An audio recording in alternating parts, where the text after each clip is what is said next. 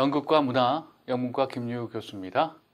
오늘은 9주차 수업을 진행하도록 하겠습니다. 오늘 9주차는요, 19세기 연극 1800년에서 1875년까지 공부를 해보도록 하겠습니다. 왜 1900년까지가 아니냐라고 물어보는 학생이 있을 수 있는데요.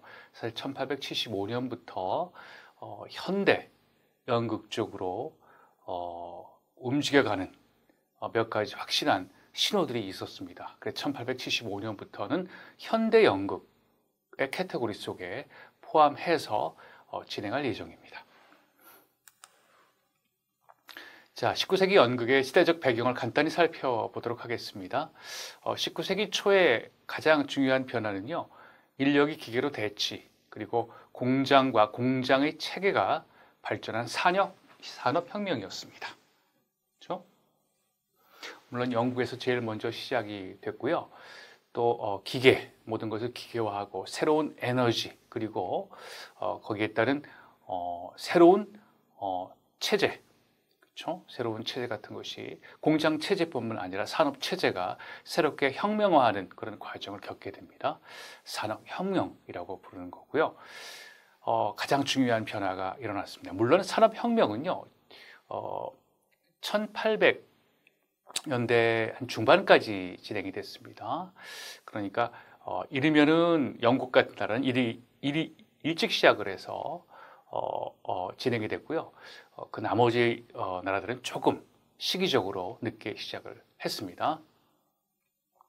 자,蒸기기관의 발명으로 촉발된 산업혁명으로 대량 생산이 가능해지면서 중산층의 이익을 제공했다. 자, 중산층의 이익을 제공했다는 말이 굉장히 중요합니다. 왜냐하면요, 예술, 특히 연극적인 측면에서 본다면, 연극 관람, 관객의 측면에서 본다면 중산층 관객층이 굉장히 두꺼워지고 다양해졌다는 그런 경우거든요. 그래서 굉장히 중요한 연관관계가 있습니다. 밑에 있는 것도 마찬가지죠. 불축적한 신흥중산층, 이 권력의 중심으로 부상했다. 그래서 연극 관람에서도 새로운 문화를 창조해냈습니다. 급속한 도시화로 빈부의 격차가 커졌다. 19세기의 가장 중요한 변화들을 간단히 살펴봤습니다. 19세기 후반경에는요, 노동조합이 발전했습니다. 그러므로 노동계급들이 사회 정치적으로 주요한 세력으로 등장하게 됐습니다.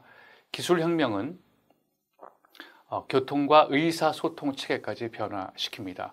교통은蒸기기관차, 사진에서 보는 거죠. 산업혁명의 대표적인 상징으로서蒸기기관차의 모습인데요.蒸기기관차로 인해서 교통의 혁명이 일어났고요. 의사소통 체계의 변화라고 하는 것은 전화, 그렇죠? 벨에 의해서 전화가 발명이 됐죠. 그리고 모르스라는 사람을 통해서 전신도 발명이 됐습니다. 그래서 의사소통 체계도 혁신이 되었습니다. 자, 또 하나 중요한 특징은요, 나폴레옹에 대한 반발로 확산된 민족주의 열병으로 독일 그리고 이탈리아가 통일되었고요. 그리스와 라틴 아메리카가 독립되었습니다. 나폴레옹은 잠깐 설명을 지난 시간 했던 것처럼요, 프랑스 혁명 그 이후에 와서 결국 황제가 돼서 재정을 시작을 하죠. 사실 이 나폴레옹에 대한 반발로 시작이 돼서 다양한 나라에서 민족주의가 막 솟구쳐 나왔습니다. 그 이전의 뿌리는 사실 그 프랑스 대혁명이었습니다. 프랑스 대혁명으로 인해서 민족주의적인 어떤 씨앗이 뿌려지기 시작했고, 나폴레옹이 유럽을 통해서 대정복 운동을 벌이는 과정 속에서 이런 민족주의가 더욱 강화되었습니다. 시대적 배경을 세 가지 측면에서 알아보도록 하겠습니다. 지적인 측면, 기술적 측면, 민족주의의 측면인데요. 지적인 측면에서 보면요, 전통적인 믿음에 대한 의문이 제기되었습니다. 칼 마크스가 1867년에 자본론을 발표했고요. 프리드리히 엥겔스라고 하는 사람과 같이 공산당 선언을 한 것이 1848년입니다. 찰스 다윈의 종의 기원이 1859년 창조론에서 이제 진화론으로 새로운 하나의 과학이 인간의 어떤 그 기원에 대한 것을 과학적으로 살펴보기 시작했습니다. 그리고 인간의 무의식에 대한 상당한 그 정보를 얻을 수 있었던 정신 분석학을 만들어낸 지그문트 프로이드가 바로 이 시기에 활동을 했습니다. 자, 기술적 측면에서는요, 아까 잠깐 얘기한 것처럼 대륙간 철도가 미국 정부에 의해서 완공이 됐습니다. 동서부를 연결하는 대륙간 철도죠. 그리고 모스가 전신을 발명했고요. 알렉산더 벨이 전화를 발명했습니다. 토마스 에디슨이 백열 전구를 발명했죠. 특히 토마스 에디슨의 백열 전구 이후에 오늘 그 19세기 연구에서는 직접적으로 다루지는 않겠지만요. 아마 20세기 초반 다음 시간 수업부터는 이제 이 토마스 에디슨의 백열 전구가 직접적으로 조명 연극에 있어서 조명 장치에 미친 영향이 더 확실해지는 경향을 볼 수가 있습니다. 민족주의는 아까 잠깐 얘기한 것처럼요, 정치적 단일 국가를 건설하는 국민들의 열망이 솟구쳐 나왔고요. 자국의 우월함에 대한 신념을 대변했습니다.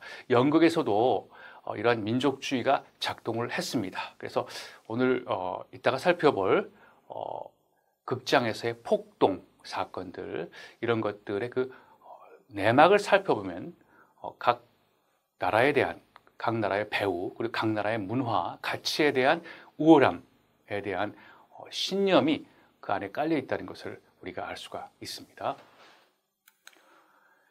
자, 19세기 연극의 변화를 살펴보도록 하겠습니다. 1875년 이후에 시작하는 현대 연극의 물꼬를 터주는 역할을 했다. 그리고 드라마의 저술이 사회 변화를 반영함에 있어 시기적으로 다소 뒤지는 경우가 존재합니다. 일반적으로 그렇죠.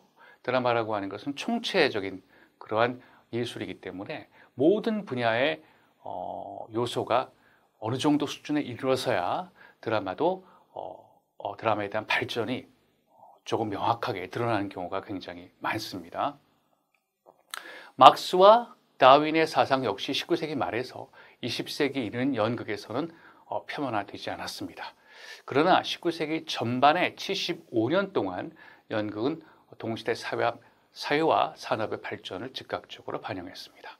그 예로 도시화와 과학기술, 특히 도시화와 과학기술 같은 것은 직접적으로 19세기 연극에 영향을 미쳤는데요. 특히 연극의 건축과 무대 디자인이죠. 장면 디자인에 눈에 띄는 변화를 초래했습니다. 이것도 우리가 이제 살펴보도록 하겠습니다. 도시의 인구 집중은 인기 공연을 더 오랜 동안 더 많은 관객들이 관람할 수 있게 해줬습니다. 그러니까 도시의 발달과 인구의 폭발적인 성장이야말로 또한 연극, 19세기 연극에 미치는 영향이 상당히 컸습니다. 19세기 연극은요, 자, 굉장히 중요한 포인트인데요. 이제는 진정한 대중오락이 되었습니다. 그렇죠? 새로운 대중, 아까 잠깐 얘기한 것처럼요, 중산층의 확대로 인한 새로운 대중의 형성이 되겠죠. 새로운 대중들에게 극장은 일시적인 유행이자 열정의 표출이었으며 필수 사항이었습니다. 변화하는 관객들의 기호는 대중국에 반영되었으며 도시 인구의 증가로 야기된 다양함, 그렇죠? 다양함, 특히 미국의 경우에 각자의 요구를 반영하는 연극을 찾아가도록 관객들을 분리시켰다. 분리시켰다는 것은 뭐냐면요, 관객들이 이제 자기들이 보고 싶은 것, 자기의 생활, 삶을 보다 잘 반영하는 연극들을 찾아서 보기 시작했다는 거죠. 그래서 관객의 다양성이 연극의 다양성을 만들어내는 그러한 경우가 되겠습니다. 한 예로 1800년대 중반과 후반 미국 뉴욕시에 거주하는 이민자 관객층, 19세기죠. 19세기 중엽 정도의 뉴욕의 이민자 관객층을 특별히 겨냥하는 연극이 있었는데요. 이 연극은 물론 이민자 관객층의 삶, 이민의 삶이겠죠. 그러한 내용적인 측면뿐만 아니라 이민자 관객층의 원래 언어, 그들이 원래 나온 출신한 그런 국가의 언어로 공연을 하는 외국어 연극이 발달했습니다. 이런 것도 지금 얘기한 것처럼 각자의 요구를 반영하는 연극들을 관객들이 찾아가기 시작했다는 것을 알 수가 있습니다. 이처럼 새로워진 복잡함 때문에 연극에는 예술 감독인 연출자가 필요해지기 시작했습니다. 그래서 가장 어떻게 보면 최초의 현대적 연출자가 출연하는 것도 바로 이 19세기라고 할 수가 있겠습니다. 여기에 대해서도 이따가 살펴보도록 하겠습니다. 자, 연부여포인데요. 뭐 복잡하게 보이지만 다 우리 수업 시간에 조금씩 살펴볼 내용들입니다. 우선 여기를 볼까요? 오늘 수업 내용은요. 자, 1800년에서부터 그렇죠? 1875년이니까 이 시기입니다. 그렇죠? 그러니까 이 다음 시기는 일단 우리가 다음 시간으로 미루도록 하고요. 이 시기를 보게 된다면 아까 잠깐 얘기했던 그 다윈의 종의 기원이 역시 19세기 중엽에 출판이 되었고요. 또 미국의 내전이 있었습니다. 시빌워가 있었죠. 남북 전쟁이 있었고 또 그런 어떤 아주 여기서는 간단하게 이제 배경을 설명을 하고 있고요. 자, 시기적으로 본다면 사조로 본다면요. 낭만주의와 사실주의라고 되어 있습니다. 그러니까 굳이 얘기하자면 낭만주의죠. 낭만주의가 바로 19세기 대부분의 시대를 관통한 그런 사조였습니다. 그렇지만 사실주의에 대한 씨앗도 조금씩 보여주고 있었습니다. 그래서 약간 겹치는 부분이 있을 수 있습니다.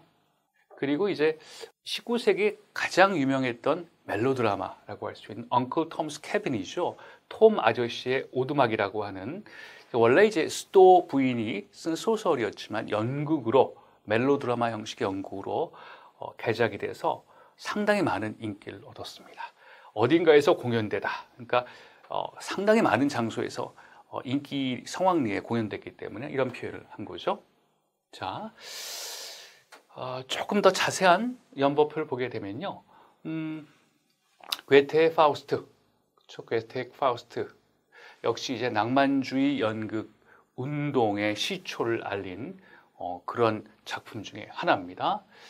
자, 그리고 나중에 우리가 이제 유명한 배우들을 조금씩 살펴볼 건데요. 낭만주의 시대 때 유명한 배우였던 에드먼드 킨이라고 하는 배우가 등장하기 시작을 했고요. 자, 아까 잠깐 얘기했던 극장 폭동의 한 원인을 제공했던 빅토르 위고의 에르난이라고 하는 작품이 1830년에 쓰여졌습니다. 그것도 우리가 조금 살펴볼 예정입니다. 자, 또 하나의 폭동이 있었죠. 에스터 플레이스 폭동이 이제 역시 이거는 이제 미국에서 일어난 폭동입니다. 정확히 19세기 중반에 벌어졌고요. 그리고 이제 여기 스크리브라고 하는 극작가가 있고 밑에 이제 샤루드라고 하는 극작가가 있는데요. 이 두 극작가는 오늘 이제 수업 시간에 살펴볼 잘 만들어진 연극, 그렇죠?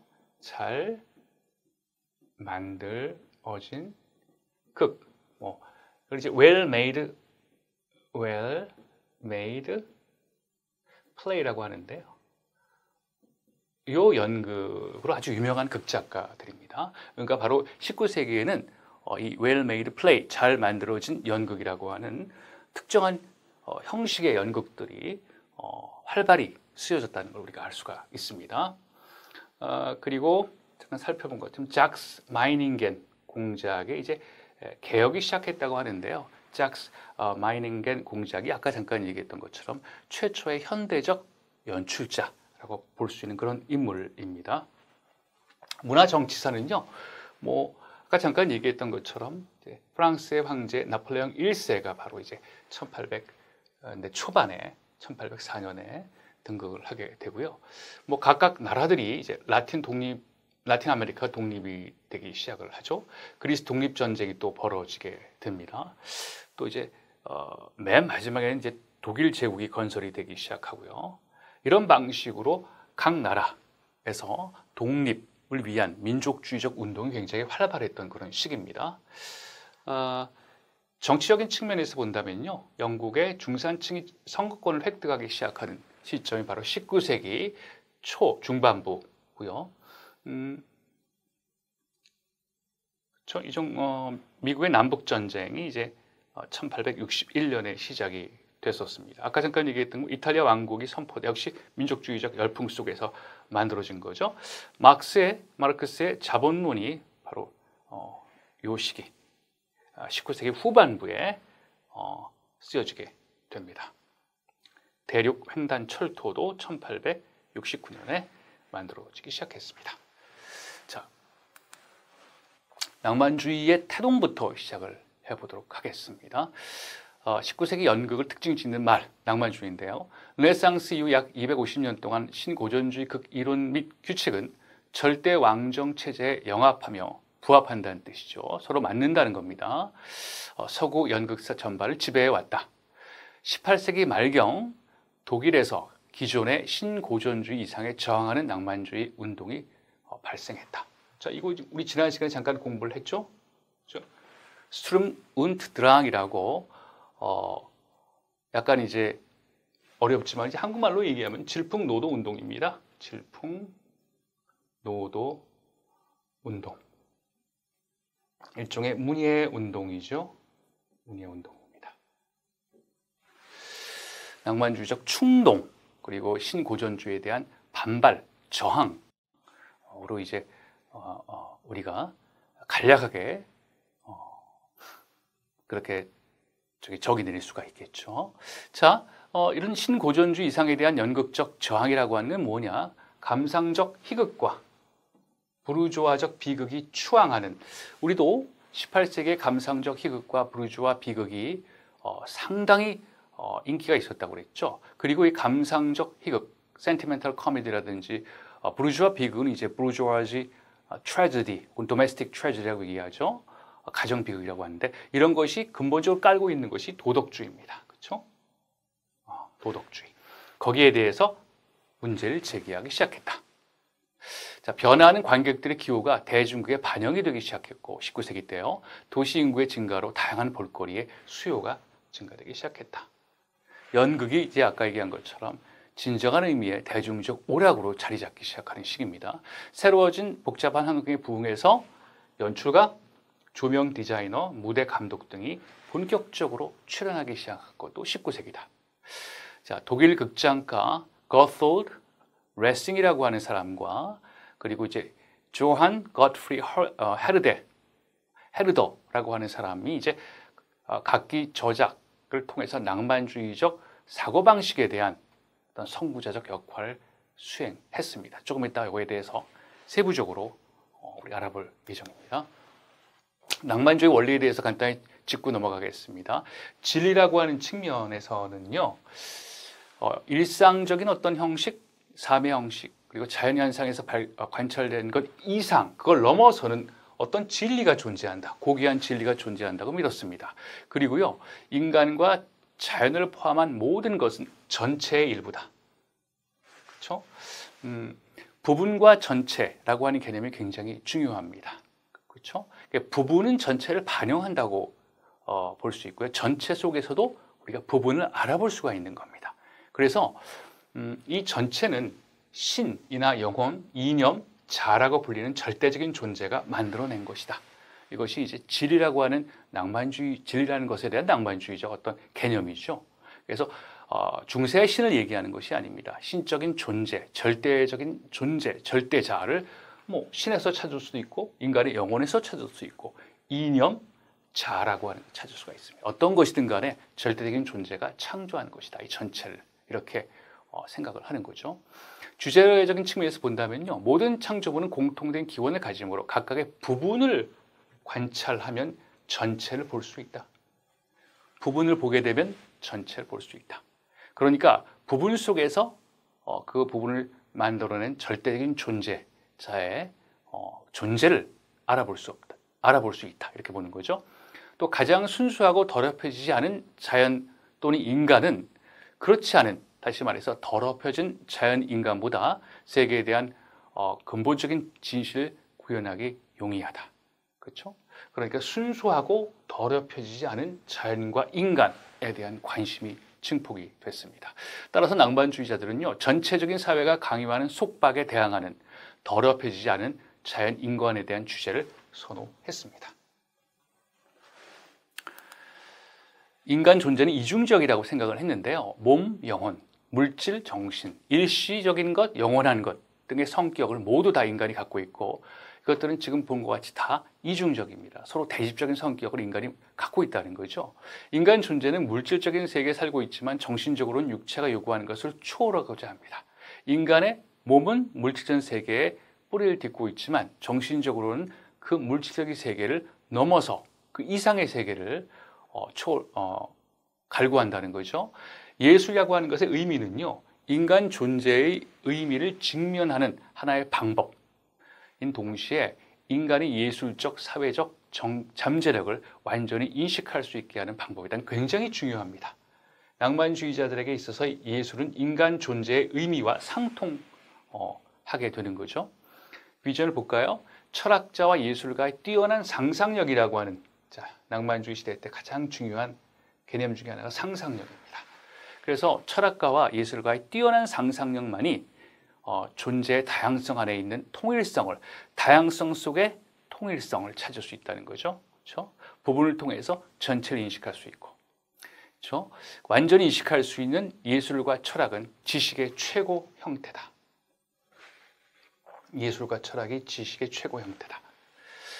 극작이라고 조금 더 극작 부분으로 좀 좁혀 나간다면요, 낭만주의 작가들은 희극이나 비극이나 희극과 같은 고정된 연극 형식과 통일성의 개념을 거부했습니다. 자, 고정된 연극 형식과 통일성의 개념으로 연극을 극작하는 그런 것은 신고전주의죠. 다 아시겠지만 가장 핵심적인 어떤 삼일체의 법칙, 시간, 장소, 행동의 법칙 같은 거, 이런 것을 낭만주의자들은 거부했다는 거죠. 그들은 라시느나 몰리에르, 프랑스의 신고전주의 작가들입니다. 이들보다 셰익스피어를 자신의 모델로 차용을 했는데요. 셰익스피어는 규율로부터 자유로우며 그의 작품들은 다양하고 많은 경험을 다루고 있기 때문이었습니다.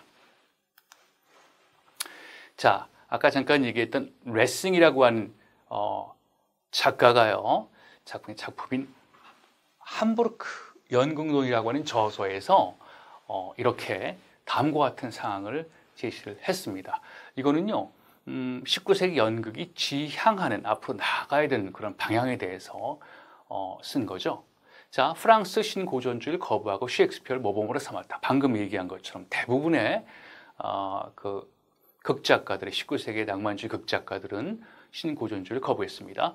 극이 삶의 사실적 표현이라고 주장을 했었다. 이것이 극이 삶의 사실적 표현이라고 주장을 했는데 나중에 19세기 후반부에 가면 사실주의의 태동과 역시 맥이 닿아 있는 그런 부분입니다. 자연스러운 언어를 권장했고요. 인위적인 표현보다는요. 드라마는 흥미롭고 활기찬 인물 성격에서 나오며 놀라움과 연민을 불러일으킬 것을 요구했다. 감정이죠. 놀라움과 연민이라고 하는 감정을 관객 속에서 불러일으켜야 된다. 그리고 인물 성격, 캐릭터의 성격이 굉장히 중요한 겁니다. 자, 감상 희극과 가정 비극을 칭송했습니다. 자, 여기서 이제 레싱이라고 하는 사람이 아주 완전히 낭만주의 연극 쪽으로 본격적으로 넘어가지는 않았다는 그런 이유가 바로 여기에 있습니다. 감상 희극과 가정 비극, 이건 잠깐 얘기했던 것처럼 도덕주의가 그 안에 기본적인 전제 조건으로 깔려 있는 거지요.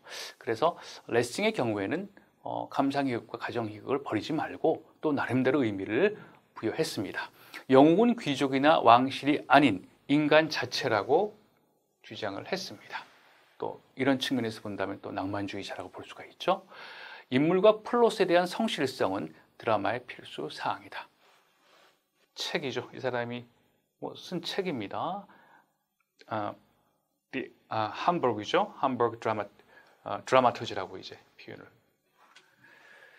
자, 19세기 처음부터 75년간 1800년부터 1875년까지 연극 공연이 이제 급증을 했는데요. 빠른 속도로 성장하는 도시들을 채웠던 대중들이 극장을 요구를 했습니다. 그렇죠? 연극이 진정한 대중오락으로 자리매김되는 그런 시기라고 반복적으로 이 얘기를 지금 하고 있습니다.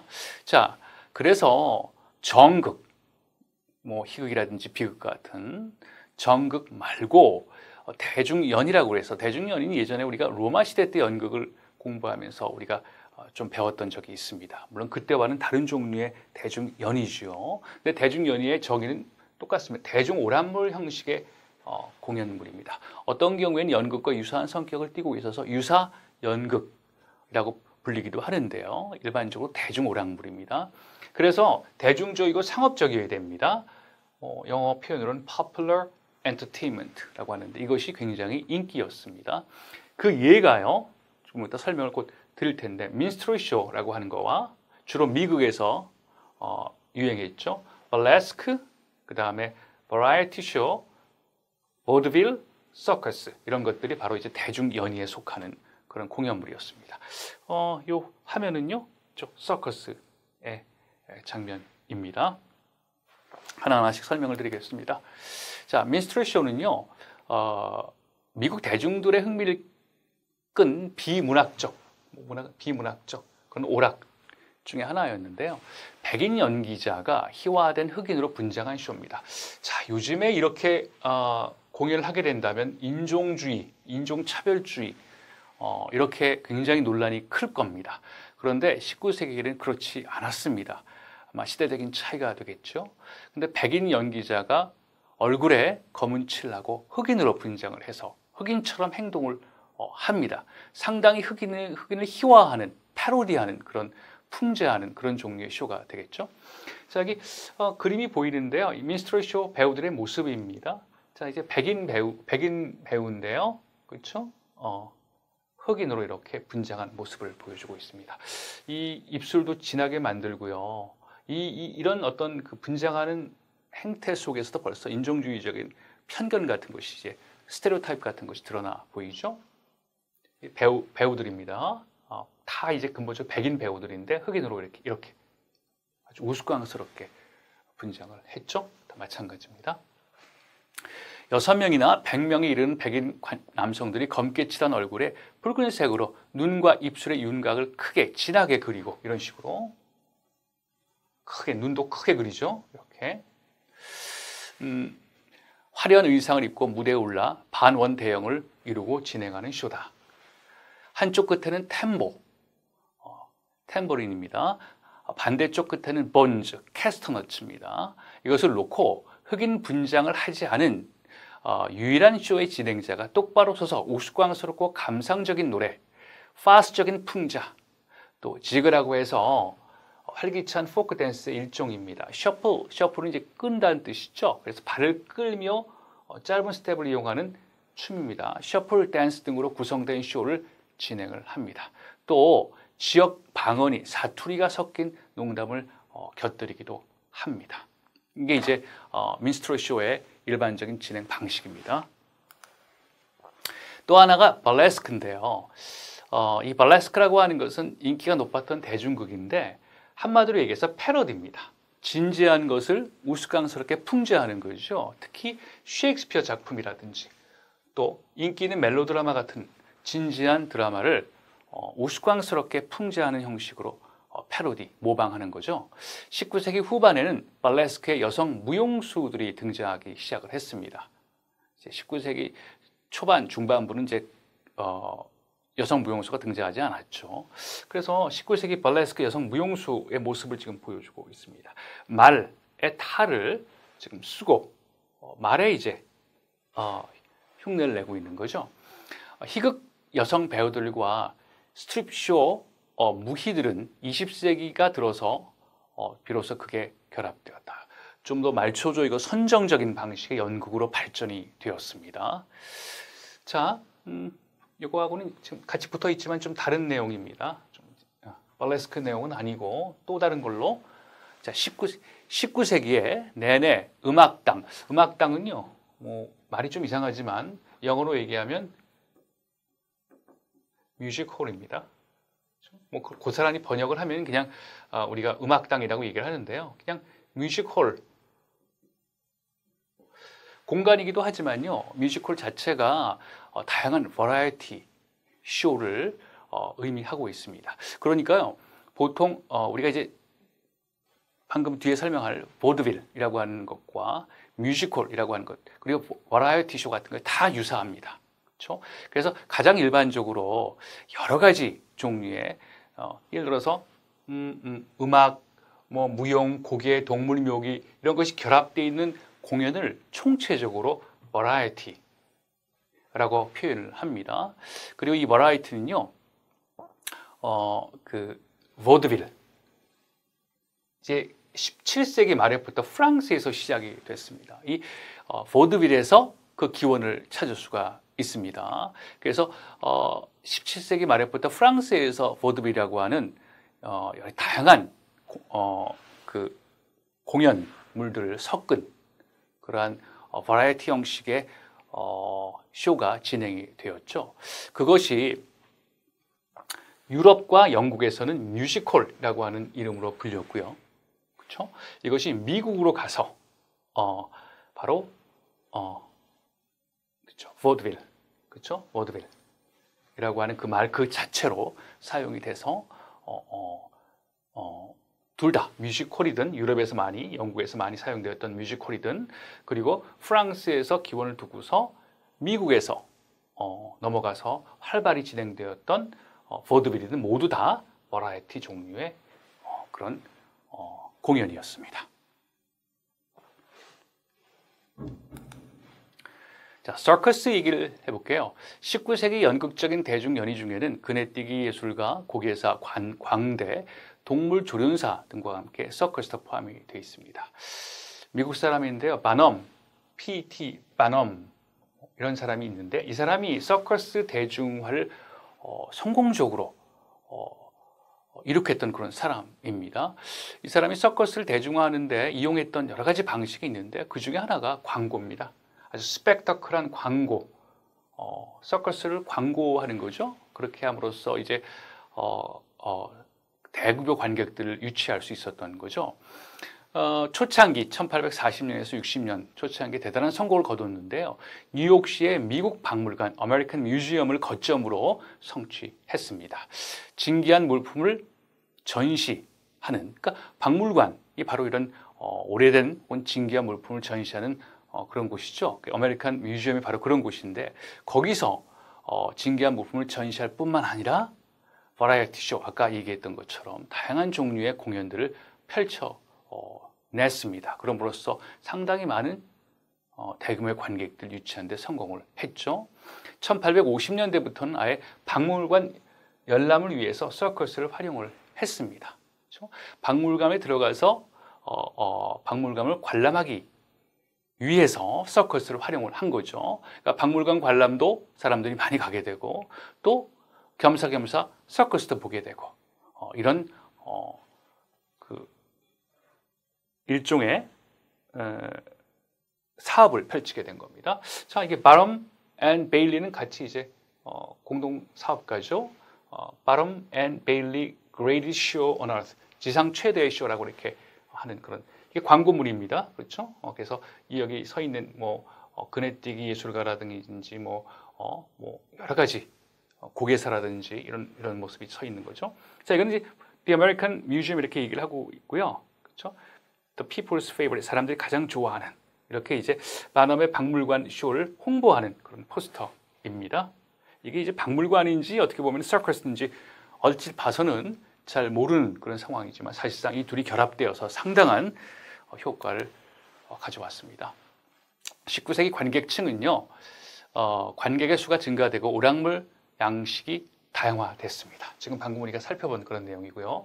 서구 전역에 걸쳐서 더 많은 극장이 건축되었고, 더 빨라진 열차 수송으로 인해서 이제 순회 공연을 통해 새로운 지역의 관객에게 쉽게 더 빨리 편리하게 이동을 할 수가 있었습니다. 자, 스타급 배우에 대한 관객들의 열광도 대단했죠. 1800년에서 75년까지 연극이 누렸던 인기는 온라인 TV나 블록버스터급의 영화의 인기와 유사했다고 합니다. 한번 상상을 한번 해보세요. 아마도 오늘날에 와서 이와 가장 대등한 수준의 것을 고른다면 록 콘서트장의 관객들이 보여주는 감정적 반응이 아닐까라고 추정을 할 수가 있습니다. 자, 기관차를 통해서 얘기한 것처럼 순회 공연이 가능해졌고 스타급 배우들을 볼 수 있는 기회 훨씬 더 많아졌습니다. 자, 이것은 약간 부정적인 측면과도 연관이 되는데요. 하나가 극장 폭동이 상당히 많은 부분 증가되기 시작했습니다. 근데 단지 부정적이다, 뭐 긍정적이다 이런 걸 떠나서 이 안엔 내재되어 있는 의미가 있는데요. 뭐 계급적 갈등, 그렇죠? 새로운 노동 계급의 부상, 그리고 민족주의의 역시 증가, 이런 것들이 이런 극장 폭동의 그 내면에 있는 그런 사건들이었습니다. 연관시켜서 우리가 읽어내야 됩니다. 우선 극장 폭동은요, 그 중에 하나를 우선 1809년, 19세기 초반인데, 구가격은 이제 올드 프라이스입니다. 구가격이죠. 구가격은 이전 입장권 가격이 되겠습니다. 그렇죠? 올드 프라이스. 그러니까 가격을 인상하기 그 전 원래 가격을 얘기하겠죠. 원래 입장권, 원래 티켓 가격을 얘기하는 겁니다. 자, 왜 이 구가격, 다시 말해 굳이 얘기하면 구가격, 원래 가격으로, 원래죠. 인상되기 전에 원래 가격으로 돌아가라. 이렇게 떠들면서 요구하면서 벌였던 폭동이었다라고 얘기를 하고 있습니다. 자, 극장에 대한 19세기 열망은요, 악명 높은 여러 차례 폭동을 통해서 확인이 됐는데요. 코벤트 가든 극장, 런던에 있는 것이 재개관됐을 때 배우 겸 아마 이제 화제로 소실되고 다시 개관이 됐을 겁니다. 배우 겸 극단장이었던 존 필립 캠블이라고 하는 사람이 입장료를 인상을 했습니다. 아마 극장을 새로 지었고 개축했기 때문에 거기에 따른 비용 때문에 인상을 했는데 그것 때문에 이제 구가격 폭동이 진행이 됐죠. 이 구가격 폭동은요, 그 원인이 입장료의 인상이었습니다. 그래서 하급 계층의 관객들이 입장료가 인상되었고 또 3층의 값싼 갤러리 좌석마저도, 원래는 이제 3층의 갤러리 좌석은 높은 데고 시야도 제한적이고 그래서 굉장히 값싸게 이용되는 그런 좌석이었는데요. 공연 시즌 중에 고가의 개인용 박스석으로 이것을 전환해서 이용을 했습니다. 그래서 입장료의 인상과 자들이 본인 하층 계급의 관객들이 볼 수 있는 그런 공간의 축소 때문에 반발했습니다. 67일에 걸쳐 밤마다 노래를 부르고 무대에 물건을 던지며 소란을 일으켜 공연을 방해했습니다.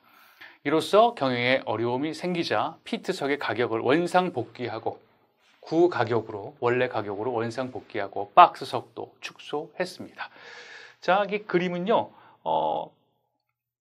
얼마나 정확한지는 모르겠지만 약간 과장해서 그린 측면도 있지만은 바로 이 구가격 폭동 때 일어난 사태를 보여주고 있는 거고요. 여기서는 이제 관객들이 실제로 이제 하층 계급의 관객들이죠. 연극을 하는 그 도중에 지금 막 뭘 던지고 소리를 지르고 이렇게 해서 공연을 방해하는 그런 폭동의 장면을 묘사한 그림입니다. 또 하나의 폭동이 있었는데요. 이번에는 파리였습니다. 에르나니 폭동이었는데요. 에르나니는 빅토르 위고라고 하는 작가가 쓴 그러한 작품입니다. 나중에 이제 베르디가 이것을 오페라로 만들어서 공연을 하기도 했죠. 신고전주의 본거지인 프랑스의 코메디 프랑시에스에서 낭만주의 작가 빅토르 위고가 에르나니를 초연했습니다. 그때 발생을 했습니다. 에르나니는 모든 신고전주의 법칙을 깨트린 작품입니다. 한 여성과 3명, 그 여성을 두고 3명의 남자들이 사각관계를 맺는 거죠. 그런 작품이었는데요. 고전주의의 3일치 법칙이라든지 모든 신고전주의 법칙을 여기서 빅토르 위고는 의식적으로 깨트렸습니다. 그래서 연극을 관람하는 도중에 이제 폭동이 일어났는데요.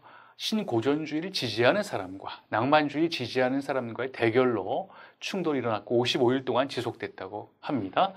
자, 빅토르 위고와 에르나의 공연 장면이 지금 여기 있죠. 이건 이제 위고의 모습이고요. 이건 공연 장면입니다. 자, 에르난이 폭동을 그린 그림이죠. 마찬가지로 관객들이 일어서서 지금 양편으로 나뉘어가지고 지금 논쟁을 벌이고 있습니다. 이제 미국으로 건너가서 1849년에 미국 뉴욕에서 벌어졌던 에스터 플레이스 폭동이었는데요. 뉴욕 외곽의 에스터 플레이스라는 극장에서 발발했습니다. 19세기 가장 격렬한 폭동이었고 많은 사상자가 발생을 했습니다. 영국 배우 윌리엄 찰스 맥크레디라고 하는 배우와 미국 배우인 에드윈 포레스트라고 하는 배우의 경쟁 관계로 촉발이 되었습니다. 사실 요거는요 미국과 영국 간의 미묘한 신경전 그리고 더 나아가서 민족주의적 감정이 결부되어 있는 그런 폭동이었습니다. 포레스트를 지지하던 노동자 층과 맥크레디의 귀족층 추종자 사이의 갈등, 민족주의적 감정뿐만 아니라 미국의 포레스트를 지지하는 층은 대부분 노동자층이었고 또 영국의 맥크레디를 지지하는 층은 귀족층이었기 때문에 계급적 갈등도 이 안에 포함이 되어 있었습니다.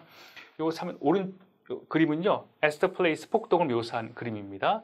맥크레디가 1849년 5월 10일 맥베스를 공연을 했습니다.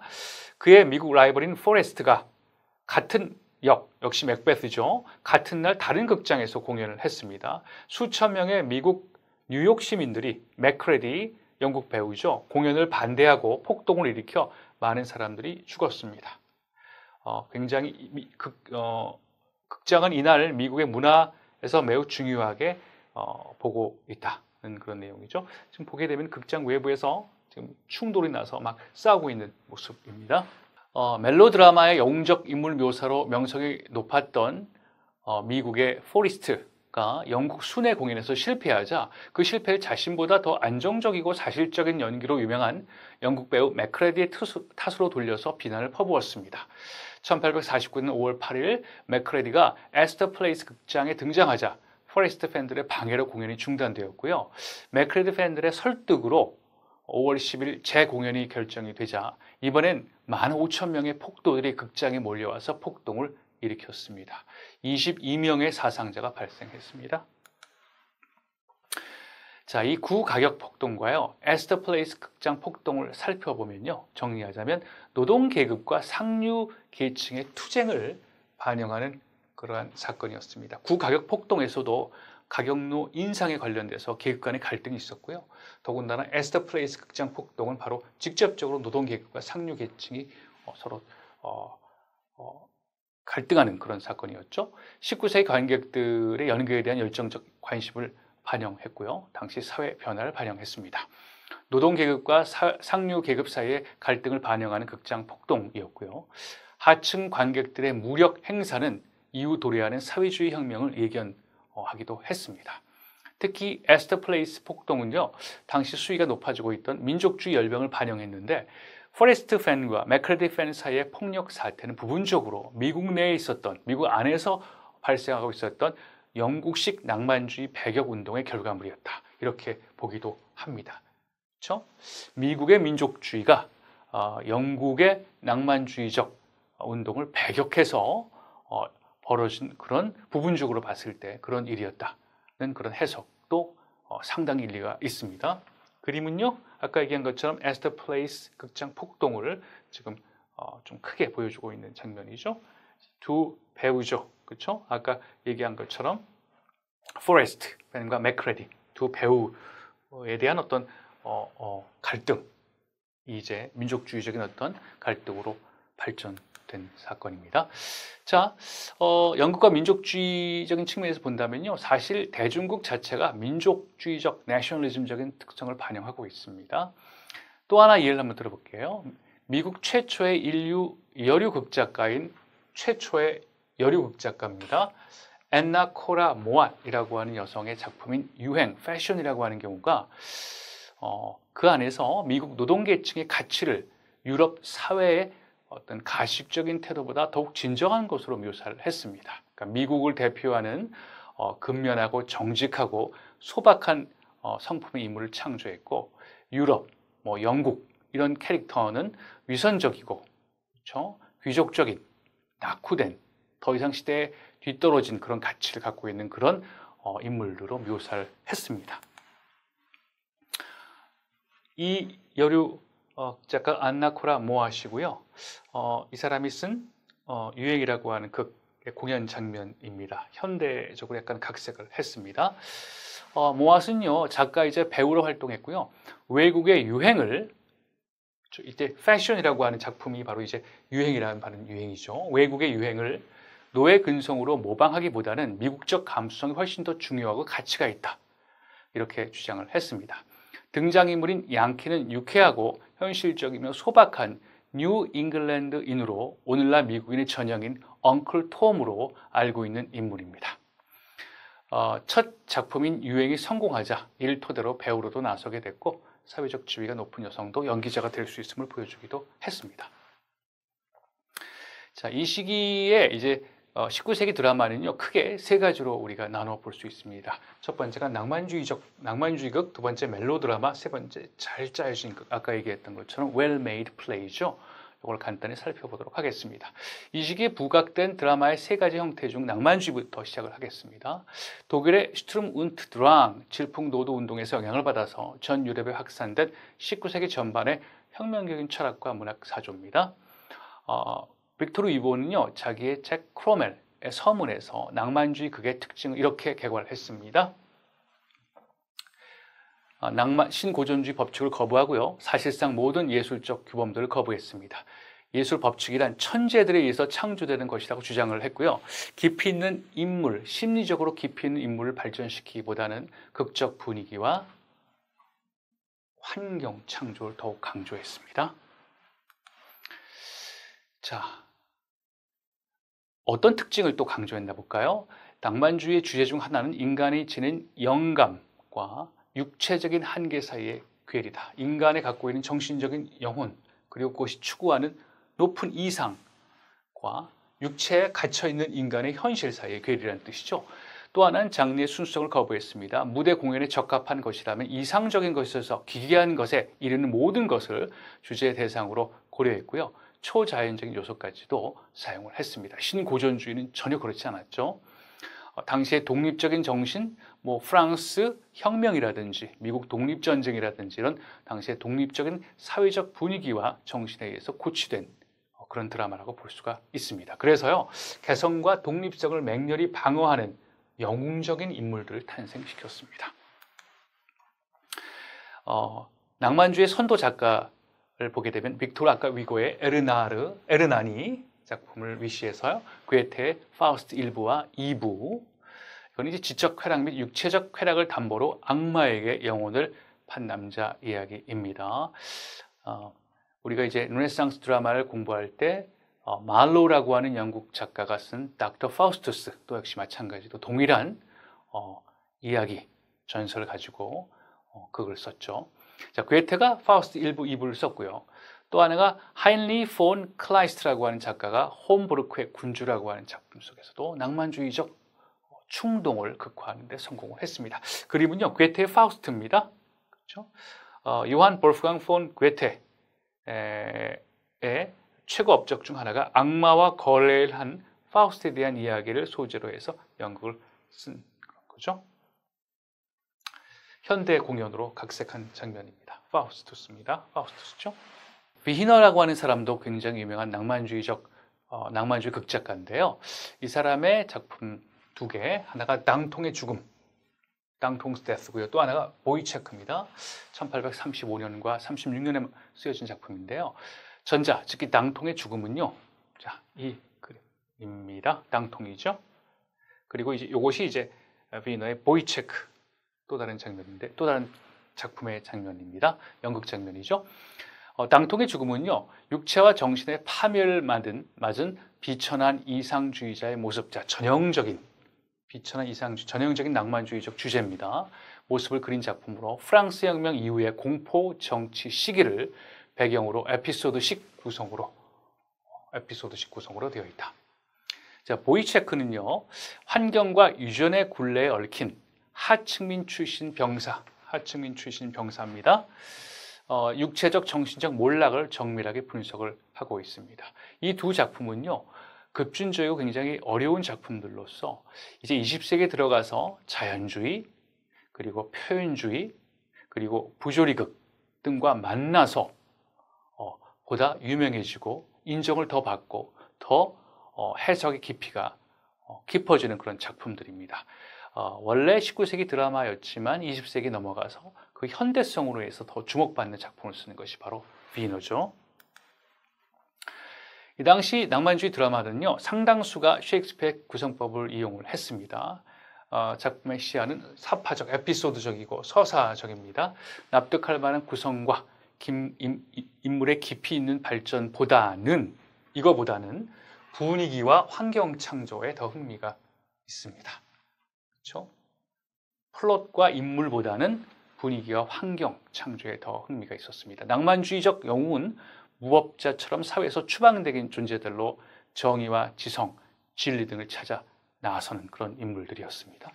그림에서는요, 고독하고 지혜로운 순례자를 연상시키는 낭만주의적 영웅들의 순례길을 보여주는 그림입니다. 전형적인 낭만주의적 영웅을 이미지화한 그림이죠. 자, 멜로드라마 두 번째입니다. 19세기 드라마 중에 두 번째, 멜로디, 음악이죠. 멜로디와 드라마가 결합되어 있다고 볼 수가 있습니다. 자, 그래서 노래극, 송 드라마 혹은 음악극, 뮤직 드라마라고 하는 어원을 갖고 있습니다. 19세기 초 프랑스에서 대중성을 확보한 극 형식이고요. 여기서 음악이라고 하는 것은 극에 곁들어지는 배경음악을 얘기하는 겁니다. 굳이 현대적으로 예를 우리가 찾아보자면요, 영화의 삽입음악 비슷하게 쓰여지는 거죠. 자, 서스펜스, 공포감, 향수 등 강렬한 감정을 유도하고 촉발시키는 표면적 효과에 집중을 했습니다. 감정을 곧바로 촉발시키는 그런 효과. 어떻게 보면 말초적이라고 볼 수도 있겠지만, 그렇죠? 감정을 촉발시킨다는 측면이 굉장히 중요합니다. 멜로드라마에서요.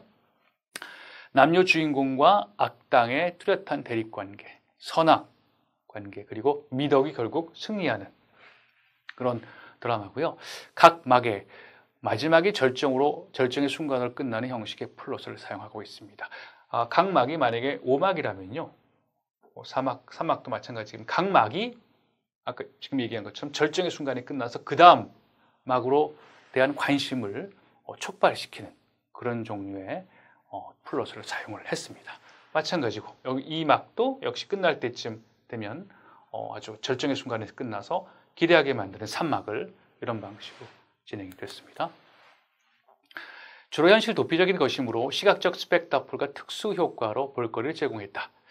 자, 고정 인물들이 등장을 했습니다. 위협당하는 여성, 남자 주인공의 익사스러운 친구와 조력자, 그리고 후일 벌받게 되는 타락한 여자.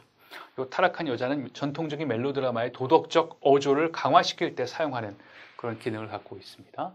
대표작은요, 엉클 톰스 케빈, 진주 목걸이, 조지 딥딘 피트라고 하는 사람이 있었고요. 가출옥자, 톰 테일러, 검은 눈의 수잔, 더글라스 제럴드가 썼습니다. 이 중에 엉클 톰스 케빈이 제일 유명하죠. 원래 소설이었는데 극으로 각색을 했습니다. 자, 유형적 인물은 간단히 볼까요? 이건 악당이라고 되어 있습니다. 악당은 반드시 존재하고 희극적 인물도 존재를 하고 있습니다. 악당은 멜로드라마의 사건을 사실상 이끌어간 가장 중요한 유형적 인물입니다. 그렇죠?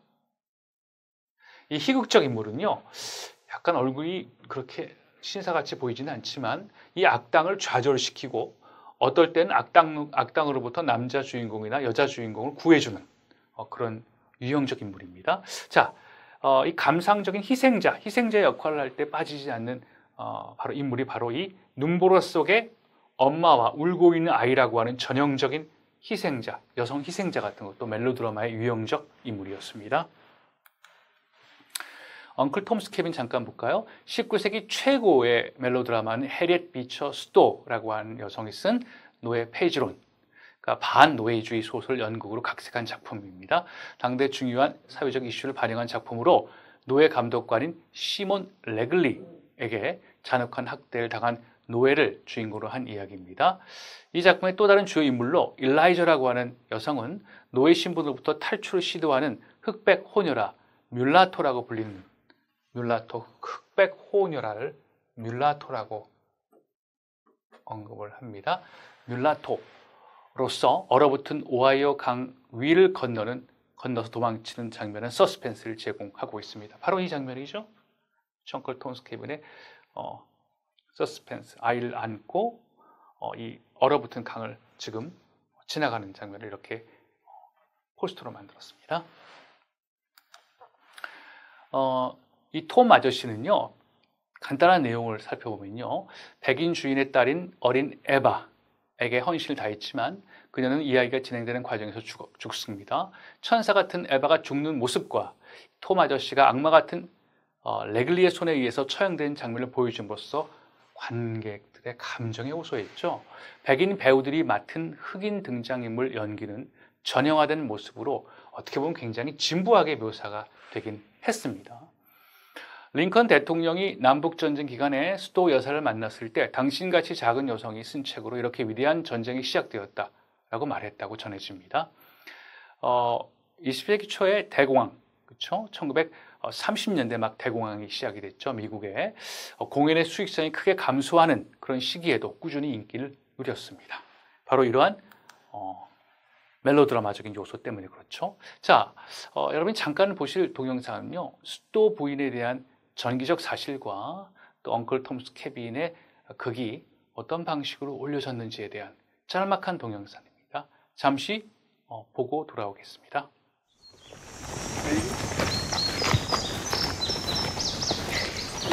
He wants to be noticed. 영재요. In the spring of 1833, 22-year-old Harriet Beecher Stowe crossed over the river into neighboring Kentucky. You can tell when a man likes to She had never before visited a slave state. Never mind. We have this fine specimen here. What do you get? 25. 25? 50? We got 50 going once. 50 going twice. 50 sold to the gentleman here. How you gentlemen doing this nice warm Kentucky day? Gonna keep this thing going?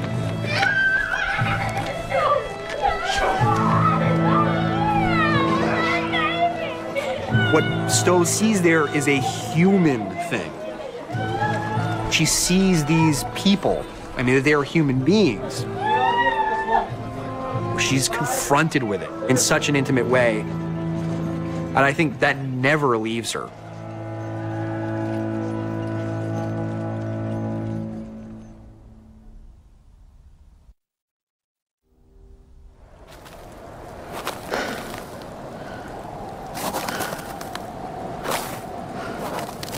Not long after the passage of the Fugitive Slave Law, a runaway knocked on the door of a house in Brunswick, Maine. As fate would have it, he had come upon the new home of Harriet Beecher Stowe and her family.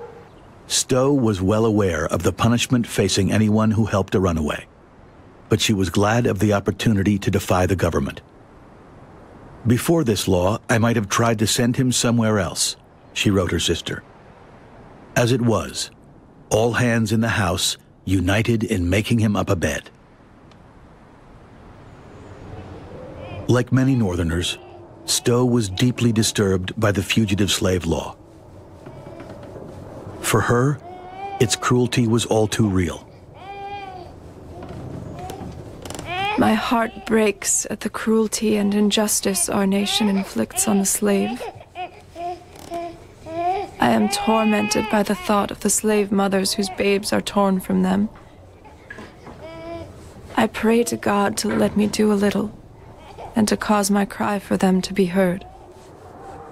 And it all came together in a vision. Instead of Christ on the cross, she saw an image of a slave being whipped. And she wrote the ending of Uncle Tom's Cabin when Uncle Tom dies. And when she read it to her family, they were all crying and they said, "Mama, you've got to write the rest of the story." On March 20th, 1852, a publisher released a book on a difficult subject by an unknown author. By the end of the week, Harriet Beecher Stowe's novel about the evils of slavery had sold 10,000 copies. Within 2 months, 50,000. 3 paper mills feeding 3 printing presses running 24 hours a day, and still the publisher couldn't keep up. Soon, Uncle Tom's Cabin began reaching vast new audiences, including many who had never read a novel when it was adapted as a wildly popular play.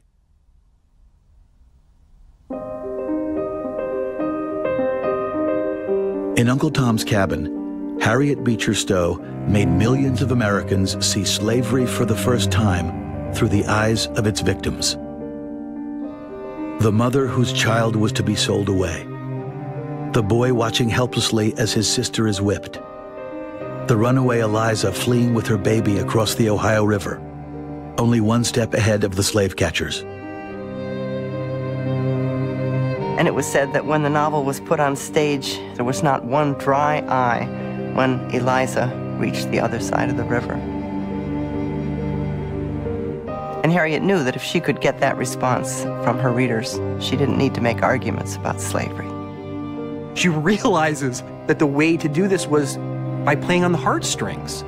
You don't do it by playing on the outrage. You do it by convincing them that there are human beings in peril. It is the most popular book and the most influential book in American history. There is no competition for that title.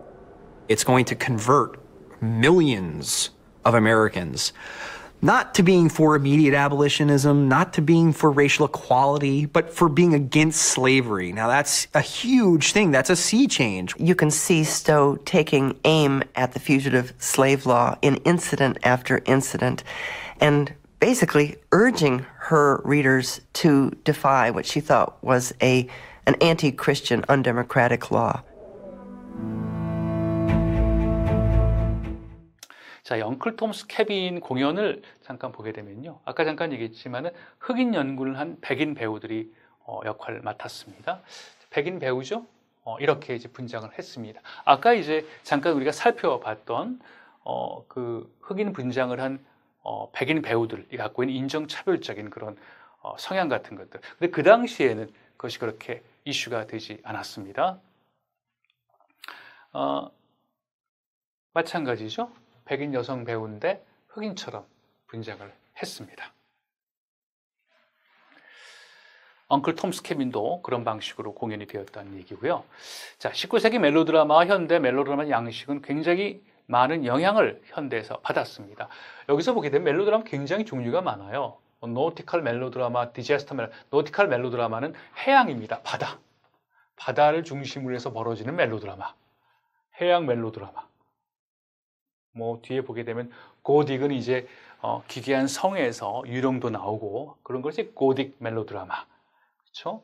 디제스터는 재난을 배경으로 하는 멜로드라마. 이런 방식으로 굉장히 종류가 다양했습니다.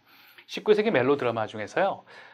우리가 굳이 대입해서 본다면 가정 비극 같은 것은 이제 우리 요즘에 보게 되면 11 연속극으로 발전했다고 보면 되겠고, 프론티어 멜로드라마는 개척하는 겁니다. 새로운 대륙을 개척하거나 이럴 때 이제 공경, 모험, 역경 같은 걸 다룬 멜로드라마죠. 현대 멜로드라마 양식으로는 서부 영화, TV 드라마 같은 곳으로 발전시켰다고 볼 수 있고, 범죄 멜로드라마는요, 그렇죠? 미스터리극이라든지 추리극으로 발전이 되었습니다. 모두 다 고정 인물들을 사용하고 있습니다. 그래서 19세기 멜로드라마가 현대 멜로드라마 양식에 상당한 영향을 미쳤다는 얘기죠. 또 하나는 잘 짜여진 극입니다.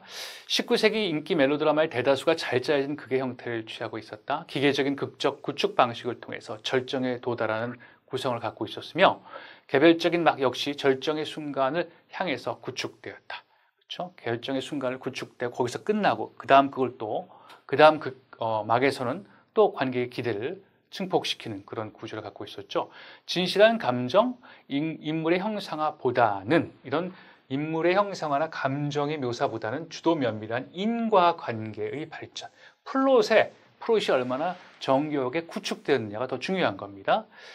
19세기 당시 이 잘 짜여진 이란 용어는 그 자체에 기술적으로 잘 만들어진 이라는 산업혁명 시기의 상품에 대한 추앙의 의미가 내포되어 있었다.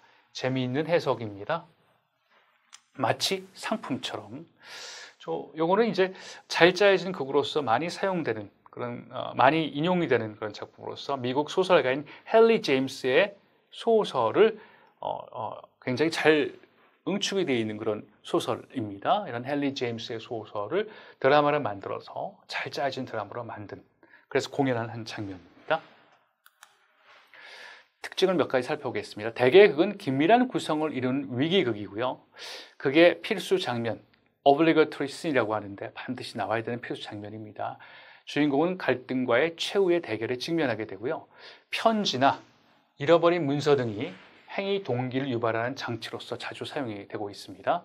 그게 시작과 함께 필수적인 배경 정보와 설명 등이 아주 상세하고 꼼꼼하게 제시가 되고 있습니다. 느슨한 결말을 피하기 위해서 플롯은 신중하게 해결됩니다. 그러니까 플롯이 굉장히 중요한 하나의 핵심 요소라고 볼 수가 있습니다. 아주 정교한 플롯을 위해서 다른 것들은 희생이 되는, 이런 문서 같은 것도요, 결국 플롯을 복잡하게 만들고 결국 해결하게 만드는 중요한 동기로 작동을 하고 있는 거죠. 사실적인 주제에 초점을 맞춰 일상적인 환경이나 동시대 사회적 이슈를 다루고 있다. 사실적인 얘기가 굉장히 많습니다. 사실적인 무대 몸짓을 강조하고 실제 사회관계를 다룹니다. 그래서 사실적이고 실제 사회를 다룬다고 해서 찻잔과 종지는 소스라고 그러는데 찻잔 받침을 얘기하는 거죠. 컵 받침. 찻잔과 종지의 연극이라고 불리거나 버터 빠른 빵 연극이라고 부릅니다. 버터, 브레드 앤 버터. 왜 이렇게 얘기할까요? 그렇죠?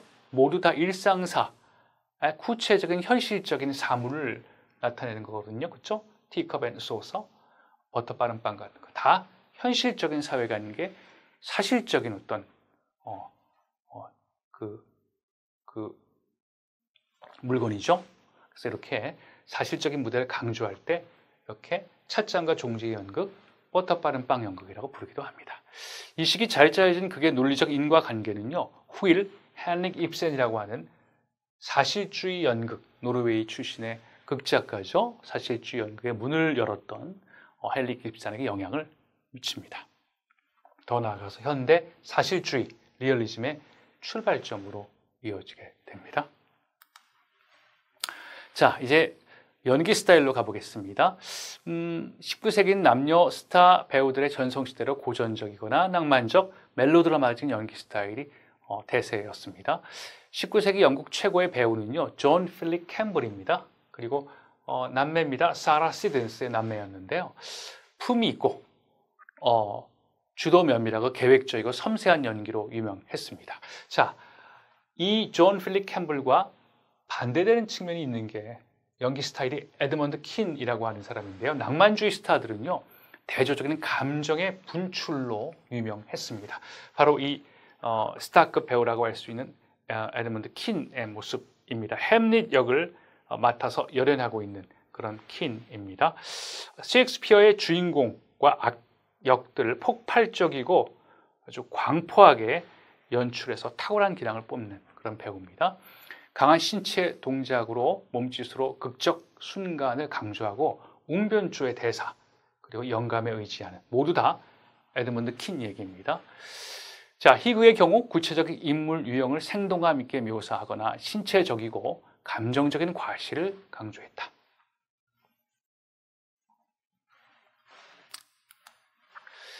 자, 같은 인물입니다. 에드먼드 킨이 워낙 낭만주의 시대 때 유명한 배우였기 때문에 조금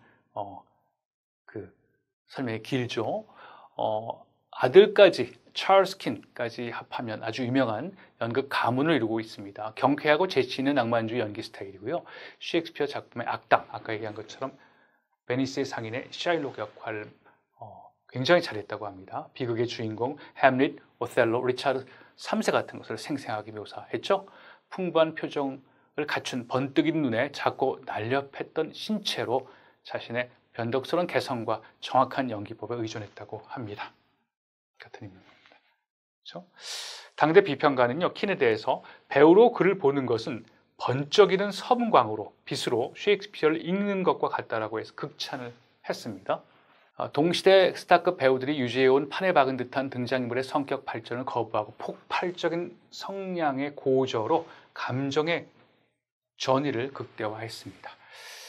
결말은 별로 안 좋았죠. 술에 찌든 분방한 사생활로 말년의 인기를 잃더니 오셀 역으로 열연하던 중에 이아고 역을 맡은 아들의 품에 안긴 채 기절한 후에 몇 주 뒤에 사망했습니다.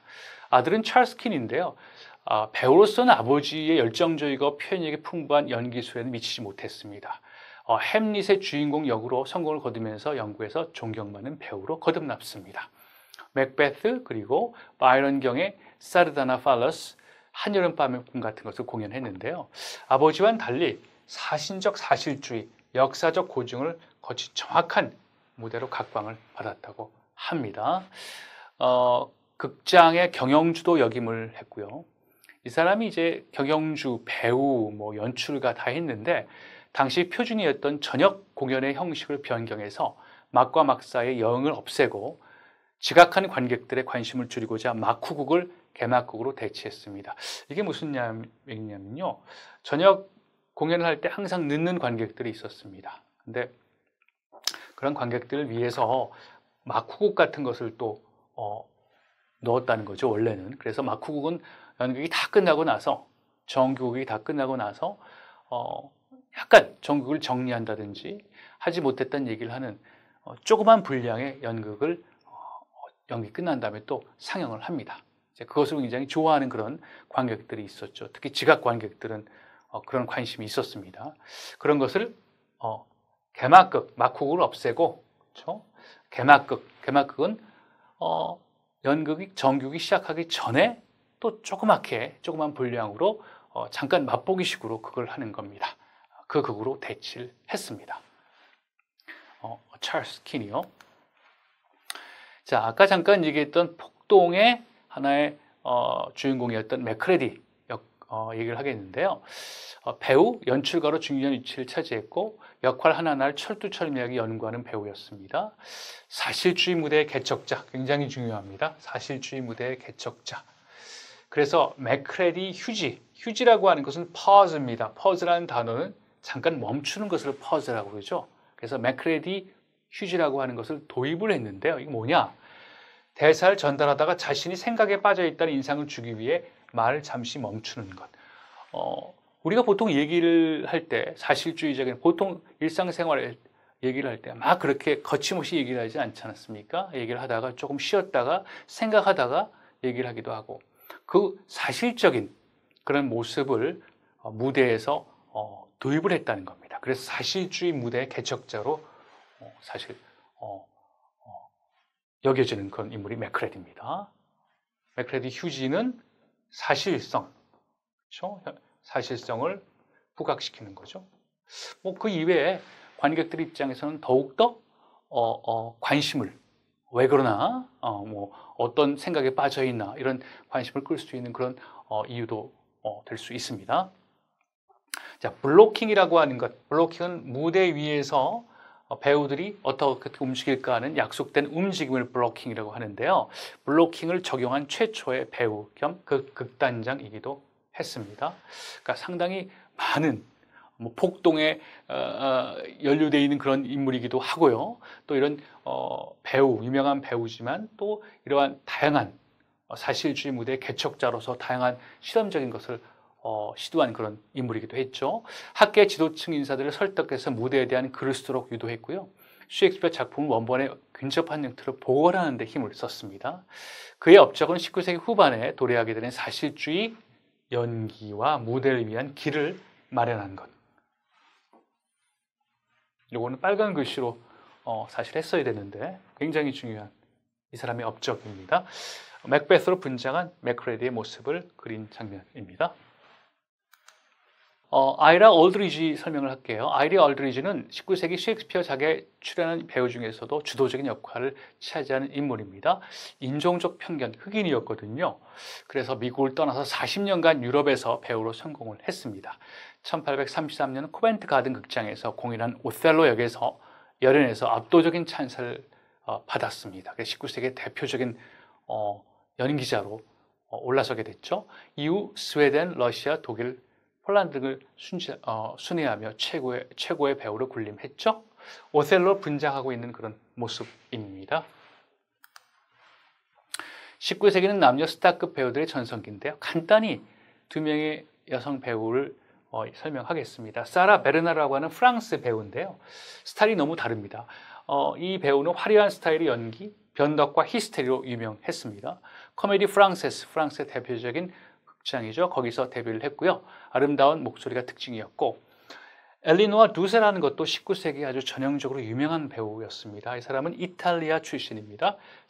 약간 다른 사실주의에 가깝고 또 분장을 거의 하지 않았습니다.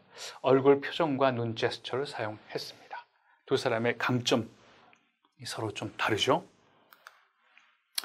연기론에서는 델사르트라는 인물을 우리가 검토해볼 필요가 있습니다. 1800년에서 1875년 사이 연기는 델사르트의 연기 기법, 양식화된, 스타일라이즈된, 양식화된 신체 동작과 음성 방식의 기초를 두고 있습니다. 어떤 행위에는 이렇게 양식화된, 그렇게 규범화된 신체 동작을 사용해야 된다. 또 거기에 양식화된 음성을 또 사용을 해야 된다. 이렇게 규정을 만들어 놓은 사람이죠. 그래서 배우들의 신체화는 일상의 관찰에 기초해야 된다. 일상을 관찰해서 이렇게 양식화된 신체 동작을 이 사람이 만들어냈습니다. 조금 이따가 보여드릴 생각입니다. 사실주의 연기 체제에서 이런 방식을 강조했습니다.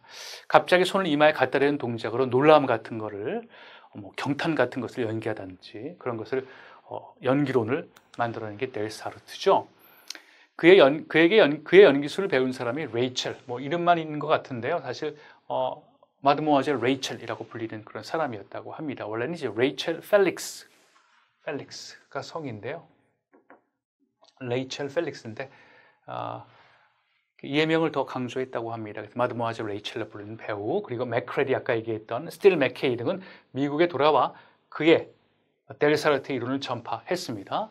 현대 사실주의 연극인들은 그의 연기 체제가 모든 인간들이 똑같은 신체적 반응을 가졌다는 것을 가정해서 진행되는 거기 때문에 개인의 구체적인 성격화를 허용하지 않았기 때문에 거부감을 보이기도 합니다. 그럼에도 불구하고요, 나중에 사실주의 연기론에서도 그의 방식을 따르지는 않았지만 예술적 영감의 원천으로서 강조하기도 했습니다. 이런 경우가 되겠죠. 이게 이제 뭘 발견했을 때 이런 제스처를 취해라. 이거는 이제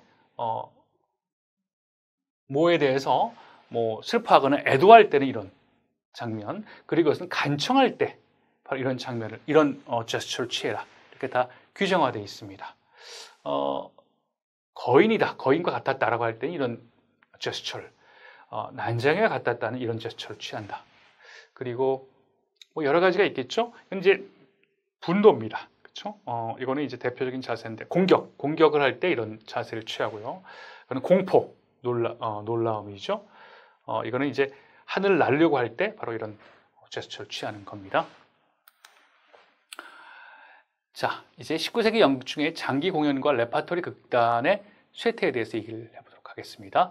스타들의 순회 공연과 거의 동시에 장기 공연, 아까 순회 공연은 철도라든지 이런 교통수단이 발달함에 따라서 활발하게 진행이 됐죠. 근데 또 하나는 장기 공연이 보편화됐습니다.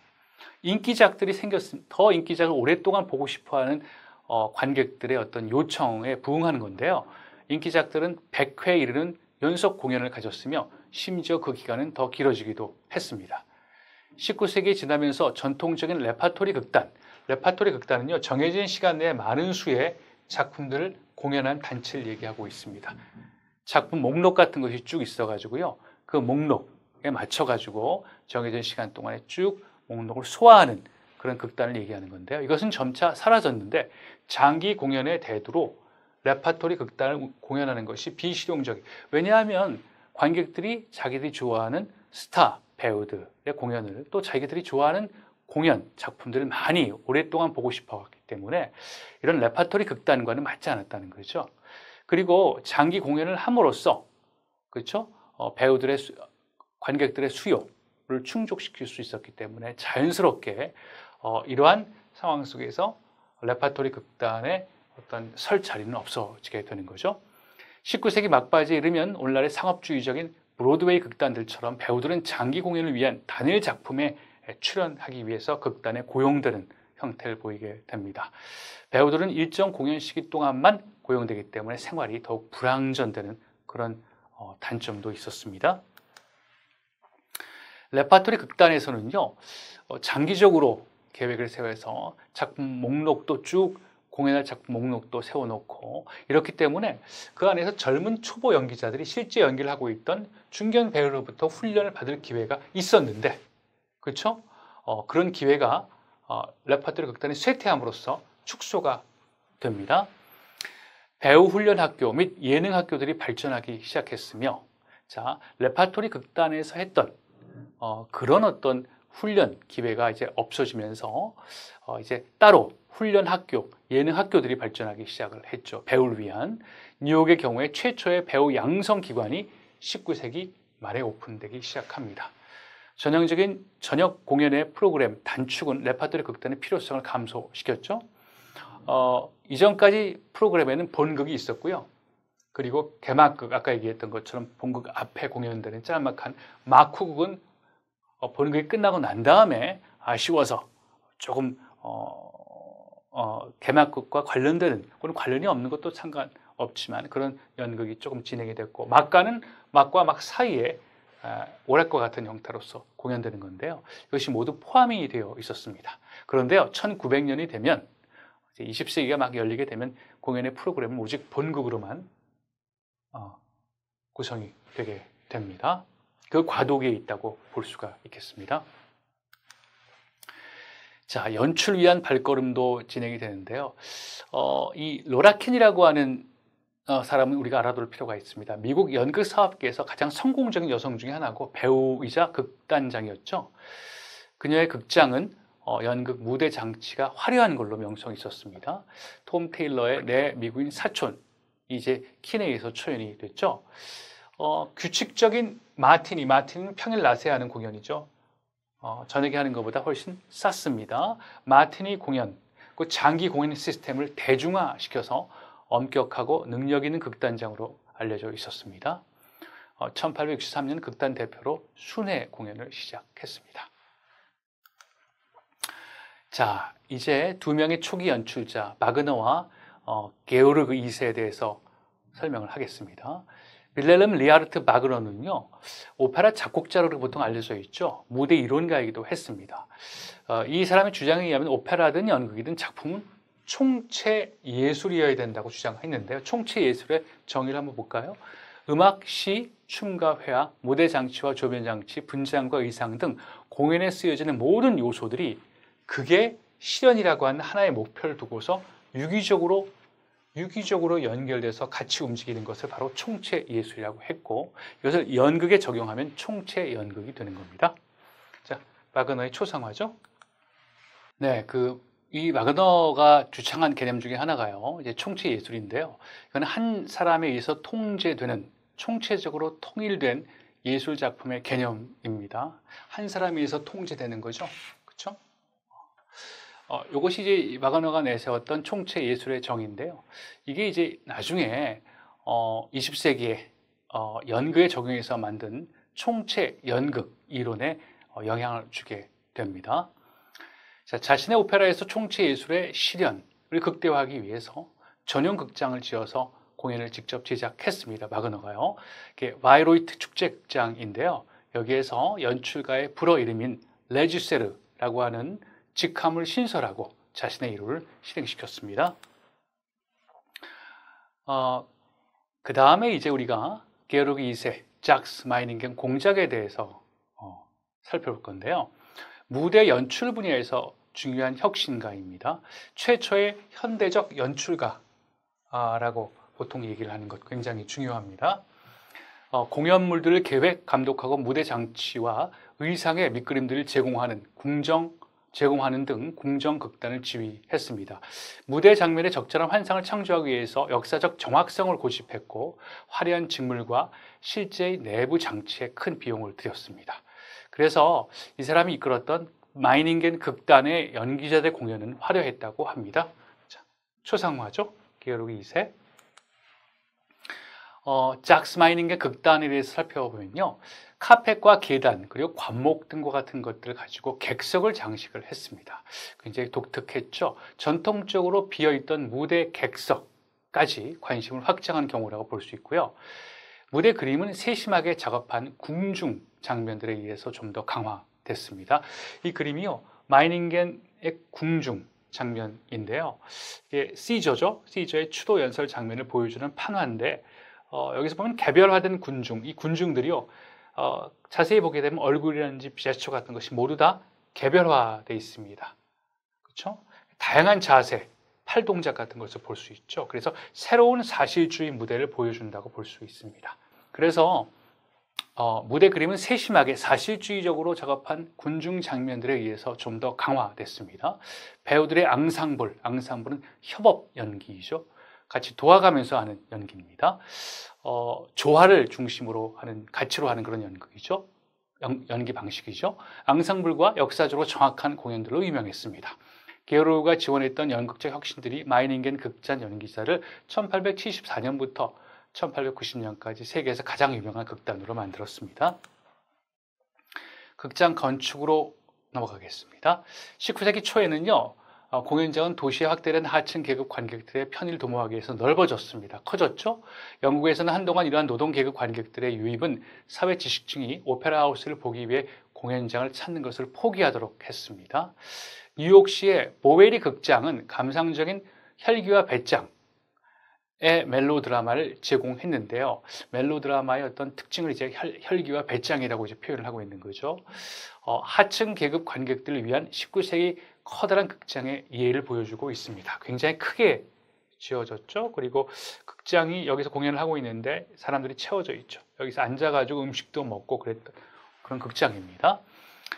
하층 계급을 위한 19세기의 커다란 극장의 예였고요. 여기서 이제 보웨리 보이즈라고 하는 관객층이 있었습니다. 마시고 먹고 객석에서 무대 앞까지 먹다 남은 음식집을 던지는 등 거리의 불황자들이라고 합니다. 보웨리 보이즈를 보여주는 그런 그림입니다. 극장 건축을 보게 된다면요. 이때 양반주의 시대 때 극장 구조면 오늘날의 상업적인 공연장과 거의 유사한 그런 건물로 바뀌었습니다. 전통적인 프로시니엄 아치와 피트, 박스, 갤러리는 여전히 19세기에 지배적이었습니다. 영국과 미국의 극장은 유럽 대륙의 극장 건물들과 더욱 유사해지기 시작했습니다. 프로시니엄에 있던 문들은 없어지기 시작했고 돌출 무대, 에이프런 무대도 계속해서 줄어들었습니다. 여기 보게 되면 프로시니엄, 그렇죠? 액자틀 무대는 그대로 형성이 되고 있죠. 관객석은 이런 식으로 만들어져 있었습니다. 이제 배우들의 등장, 퇴장 같은 것들 위한 문 같은 것은 사실 없어져 버렸죠. 극장 건축 더 나가겠습니다. 많은 극장 건축들이 이탈리아 르네상스 시대에 설립된 전통적인 건축 양식에서 탈피하고자 했습니다. 관객들의 편안함이 주 관심사였고요. 피트석에 등받이가 없는 의자를 두는 대신에 편안한 개인 좌석을 마련했습니다. 초기의 피트석은 관객들이 서서 봤죠. 이제 조금씩 관객들의 편을 위해서 거기다가 등받이가 없는 벤치 형식의 의자들을 두어서 앉아서 봤습니다. 자, 이제 19세기에 들어서면 이제 편안한 개인 좌석을 마련하기 시작했습니다. 극장의 모든 면에서 환각주의를 증가시키려고 하는 시도가 있었다. 박스 세트를 사용했죠. 그려져 있는 무대 장면을 무대 장치 대신에 사용하기 시작을 했습니다. 다 모두 사실주의를 강조하기 위한, 사실을 보고 있다는 환상을 증가시키기 위한 그런 시도라고 보고요. 이게 이제 코벤트 가든 극장의 한 예입니다. 코벤트 가든 극장의 단면도인데요. 간단히 보게 되면 커졌죠. 커졌고 여기가 이제 이런 것처럼 이제 피트석입니다. 앉아서 볼 수 있고 갤러리석은 다 옆으로 이렇게 만들어져 있죠. 그리고 앞에 무대 있고 이 뒤에 있는 무대는 실질적으로 이제 무대 장치들을 위해서 사용했던 그런 무대죠. 그래서 보게 되면 여기서 이제 무대 장치들이 이렇게 이용이 되는 경우도 있죠. 그렇죠? 전반적으로 봤을 때는 크게 변화한 건 없지만, 그렇죠? 극장 규모가 엄청 커졌고 이 앞 무대가 조금 뒷 무대에 비해서 작아졌다는 사실. 자, 부스 극장이 있습니다. 미국의 저명한 셰익스피어 전문 배우 에드윈 부스라고 하는 사람이 1869년에 완공했는데요. 뉴욕시에서 최초의 현대적인 극장으로 언급이 됐습니다. 피트와 갤러리 대신에 현대적인 오케스트라와 발코니가 있었습니다. 발코니가 있죠. 오케스트라는 이 앞에 있었습니다. 그리고 프로스니엄 도어를 없앤 극장으로 무대 가까운 곳에 3개의 박스석을 두었습니다. 박스석이죠. 무대 가까운 곳에 이 박스석에서 관람할 수 있게끔 그렇게 만들었습니다. 19세기 극장의 밝은 컬러와 세밀한 장식을 보여주었고요. 무대 장면들은 지하에서 엘리베이터로 들어 올려지거나 무대 위에서부터 아래로 끌어내려질 수 있었습니다. 바그너의 바이로이트 축제 극장인데요. 19세기 혁신적인 공연 건축물 중에 하나가 바로 바이로이트 축제 극장입니다. 바그너는 좌석의 계급 구분을 강조하지 않는 극장을 선호했다고 그래요. 박스, 피트, 갤러리를 모두 제거하고 현대 가장 일반적인 형태의 관객석을 만들었습니다. 이런 식이 되겠죠. 오페라 하우스의 전 좌석은 가격이 동일했다고 합니다. 약 30개의 경서로에 1300개의 개인 좌석들이 부채꼴 모양으로 객석을 형성했는데 이런 것은 대륙식, 유럽식 좌석 배치라고 알려져 있습니다. 계층을 나누지 않고 모든 객석에서 무대가 잘 보이도록 설계를 했죠. 객석은 이전 극장에서 무대와 객석의 거리보다 훨씬 더 멀어지고 길어졌습니다. 관객을 작품보다 분리한다는 아이디어에 대한 완벽한 예로 관객과 무대 사이에 하나가 아닌 여러 개의 프로스니엄 아치를 놓았습니다. 프로스니엄 아치가 있다면 그 안에 또 이중으로 프로스니엄 아치를 더 만들어 놨다는 거죠. 무대 위에는 지금 얘기했던 이중의 프로스니엄 아치가 있고요. 무대와 객석을 분리해주는 움푹 들어간 오케스트라 피트가 있었습니다.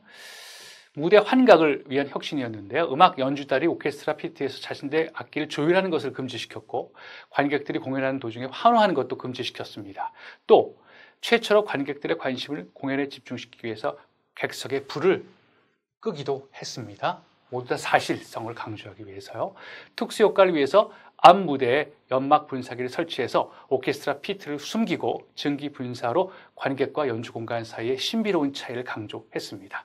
바그너 극장 인테리어는 미래 극장 건축과 관객석에 중요한 영향을 미쳤습니다. 자, 바이로이트 축제 극장 내부 동영상을 잠깐 보시고 난 다음에 돌아오기로 하겠습니다. The interior will also provide members of the audience with the bare essentials, completely unornamental, decked out in the agreeable manner found in certain familiar festival halls. Thus wrote Wagner in 1873. From a modern perspective, the auditorium seems to be anything but unornamental and plain. However, it probably surprised the opera-goers of 1876, who were used to a more ostentatious style. In any case, those attending the opera in the way Richard Wagner intended will have their binoculars trained on the stage and the stage alone. Everything has been conceived and constructed to ensure the audience is automatically compelled to concentrate on what is occurring on stage. Because of their positioning, the side walls, also known as sheer walls with their tall, slim columns, optically shorten the distance to the stage and steer the viewer's gaze in the desired direction. This means of focusing is aided by 3 portals. The proscenia, which frame the stage. Neither are the musicians, sometimes up to 120 in the covered orchestra pit, capable of distracting the viewer from the action occurring on the stage, because they are virtually invisible. Their presence is seemingly merely of an acoustic nature. Richard Wagner considered the classic Greek theatre to be the best means of presenting his work within a theatrical setting. That is why it is based on an ancient amphitheatre, with its gradually tribune-like gradient, even if it comprises only 1/8 of a full circle, designed as such to ensure a good view of the stage. Wagner hated traditional boxes and the division of an audience. This is why the series of boxes almost seamlessly joins the general audience seating and covers the entire width of the rear wall. The second tier, which today is the balcony, was built for the press in 1930, and the gallery, the third tier, was originally there for employees and late arrivals only. From here you get a good view of the highly detailed ceiling, also based on the Greek style. It imitates an ancient pavilion roof, a velarium, thus producing a certain open-air ambience among the audience. Although it may not seem to be the case, the ceiling, like the floor and the side walls, is almost completely made of wood. Imagine, if you will, the resonating body of a violin. It is precisely this which is the secret of the special acoustics at the Festspielhaus. Of course, reconstruction and restoration work has been carried out throughout the years. Gas levers on a lamps or the building's original and preserved seating remind one of the great tradition of the Festspielhaus. The fact that spectators today still say they feel like they are in a cinema is a confirmation of the success of Wagner's vision, the absolute focusing of the viewer on the events occurring on stage. 새로운 무대 장치술이 발전했던 것이 19세기인데요. 무빙 파노라마, 움직이는 파노라마 하는 건데요. 돌리는 실감기에 의해서 무대를 가로질러 감아있던 기다란 천을 풀어낼 수 있는 무대 장치입니다. 이렇게 이제 감겨 있다가 하나하나씩 이건 돌리고 이것은 풀어주는 형식으로 해가지고 그림이 점점 옆으로 이동하면서 또 감겨있던 새로운 그림들이 다시 나타나서 무대 배경을 형성하게 되는 그런 거죠. 동작과 변화하는 배경의 환영을 창조했고요. 산업혁명으로 인해서 기술의 발전은 연극 무대 장치술에 많은 영향을 미쳤습니다. 새로운 무대 장치술의 예인데요. 자, 이걸 보게 되면 직접 무대 위에서 말이 뛰는 겁니다. 러닝머신에서 사람이 뜨듯이 이제 살아있는 말이고요. 이것이 이제 직접 이런 기계 장치를 통해서 이걸 돌아가게 만듦으로써 말이 뛰게 하는 역할을 하게 돼 있고, 뒤에 있는 이 그림 같은 것은 아까 무빙 파노라마로서 그림이 이렇게 돌아가게 함으로써 말이 실질적으로 뛰는 것처럼 하는 효과를 더 강화시켰죠. 자, 요거는 새로운 무대 장치 중에 하나인데요. 여기서 실제로 이 무대에서 요 장치가 지금 공연이 되고 있죠, 무대. 그런데 그 위에서는 또 다른 그 다음 무대 배경을 위한 준비가 되고 있습니다. 그래서 다음에는 이것이 뒤로 내려가고 지금 사용하고 있는 무대 배경이 뒤로 내려가고 이것이 도로 위에서 아래로 내려가게 되죠. 기계 장치에 의해서. 그래서 새로운 무대 장치가 빠르고 신속하게 내려갈 수 있는 그러한 기술이 발전하지 않고서는 이런 무대 장치술이 나올 수 없었겠죠. 자, 조명도 발전했습니다. 좀 이따가 설명할 예정이고요. 미국의 인기 있는 희곡인 윌리엄 던랩의 나이가라의 여행이라고 하는 작품은요, 뉴욕에서 나이가라 폭포까지 항해를 보여주기 위해서 움직이는 파노라마 장치를 사용했다고 합니다. 아까 여러분 보신 거, 무대 위에서 자연환경을 재창조한 것은 자연으로 돌아가라고 요구했던 낭만주의에서 영향을 받은 것이라고 합니다. 자, 무대 장치, 아까 잠깐 얘기했던 것처럼 1880년대 뉴욕에 있는 메디슨 스퀘어 시어터, 여기죠. 여기에서 맥케이라고 하는 사람이 한 개의 무대 위에 또 다른 무대를 둔 두 개의 무대를 사용했는데, 이 무대들은 올리거나 내릴 수 있었다. 한 무대가 관객들 앞에 펼쳐지면 지하에 있었거나 공중에 있었던 다른 쪽의 무대 배경을 바꿀 수 있었다. 아까 잠깐 본 그 부분이죠. 또 가스등이 도입이 됐습니다. 조명이죠. 1860년대 파리에 있는 일부 극장은 관객들 머리 위에 매달린 눈에 거슬리는 튀어나온 샹들리에 없이 건축이 되었고요. 가스 조명은 바그너가 바이로이트 축제 극장의 객석 조명들을 끌 수 있게끔 하는 그런 장점을 제공했습니다. 1879년에 토마스 에디슨이 발명한 백열등은 무대 조명의 혁신을 초래하게 되었죠. 자, 마지막 장면인데요. 무대 조명의 발전을 잠깐 보게 되면, 자, 이거는 햇볕을 사용을 했죠. 그리스 로마 시대 때. 자, 이들은 촛불을 사용했습니다. 촛불을 이렇게 꽂아가지고 샹들리에 형식으로 이게 떨어지거나 뭐 양초 같은 경우는 농이 떨어지게 되면 위험하기도 했고 지저분하기도 했는데, 자, 양초를 사용을 했죠. 캔들을 사용했습니다. 또 시대가 가서 이제 오일 램프를 사용하기 시작했습니다. 무대 위에다 오일 램프, 뭐 고래기름 같은 것을 사용해서 기름으로 사용하게 됐죠. 그 다음에 가스등이 지금 등장하게 되는 게 바로 19세기라고 할 수가 있겠습니다. 그 이후에 현대는 이렇게 굉장히 발전된 조명을 사용할 수 있게 됐죠. 이 사이에 이제 에디슨의 백열 전구가 등장해서 이제 전구를 통해서 밝기까지 조정이 가능한 그런 혁신을 이루었다고 볼 수가 있습니다. 자, 여러분, 오늘 19세기 연극에 대해서 같이 공부해 보도록 봤습니다. 오늘 수업은 여기서 마치도록 하겠습니다. 수고하셨습니다.